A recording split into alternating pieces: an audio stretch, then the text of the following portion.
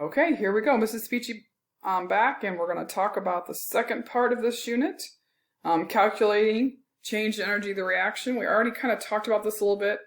We're talking about thermodynamic conditions, 1 atmosphere. So standards, 25 degrees Celsius, 1 mole solution.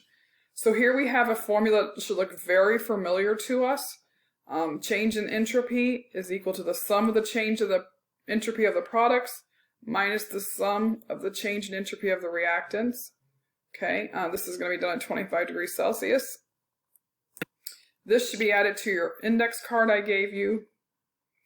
Also, very important note, if you recall back when we did delta H or enthalpy, we knew that anything that was an element in its standard state, it was 0. That's not true for S. Notice here, that is not true for S. You have to look up everything for S. And I'm talking about looking those things up on your thermodynamics table. I gave you photocopies of those in the previous unit. Previous unit. So here we have, says predict the sign of delta S then calculate delta S for each of the following reactions. So here we have no clear change in state, but we have 2 moles versus 3 moles of gas. So we're going to predict that it's going to be a positive delta S because disorder is increasing. So 2 versus 3, more random, so positive delta S. You should have a photocopy of the thermodynamic table. Notice it has the H. We used the H column in the last unit. Now we have an S column that we're going to use in this unit and the G column that we'll use also in this unit. So you're going to look these up just like you did before. Remember that we're going to take end is first, beginning is last. So first is last. So here we have the formula that we're going to use.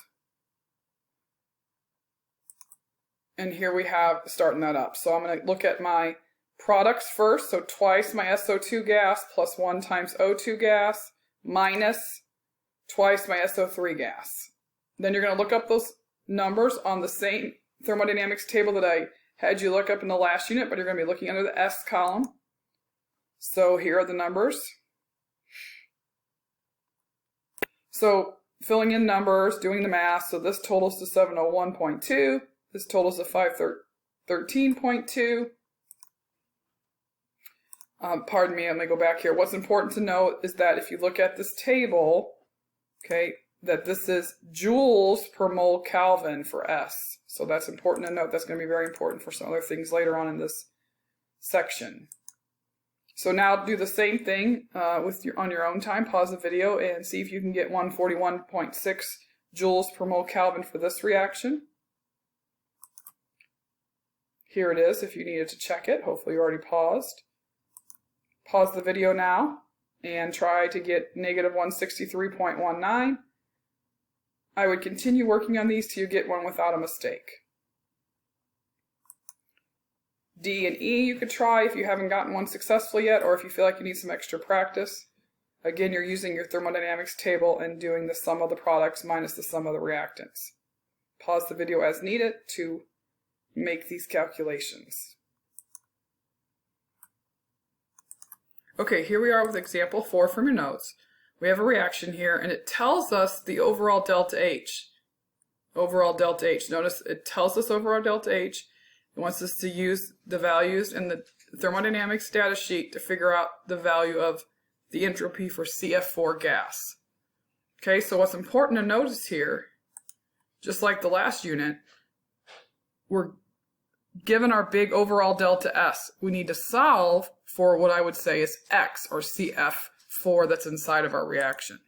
So here I did the same thing we've always done.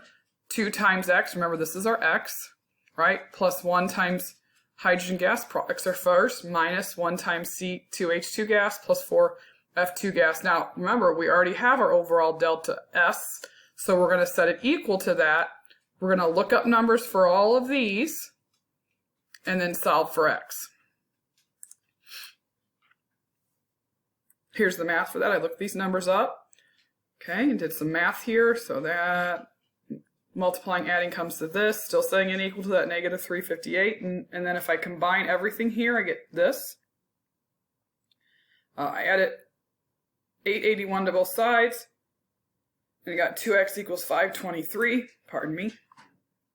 And then solve for x. Remember that when we use these numbers off the thermodynamics chart, we are talking about joules per mole Kelvin. So it's very important that you're careful about whatever units you have involving S. Whatever S is next to, first of all, you need to make sure its units are in joules if you're using the thermodynamics table. And when you use S in something, you always want to be careful to note what units you have of S and other things. All right, now you're ready to do the second part of homework for homework 1, which is questions 12 and 14. Again, use the copy of the textbook. Here's 12 and 14. If you don't have a copy of the textbook for some reason, pause now and you can work on them and come back to this video.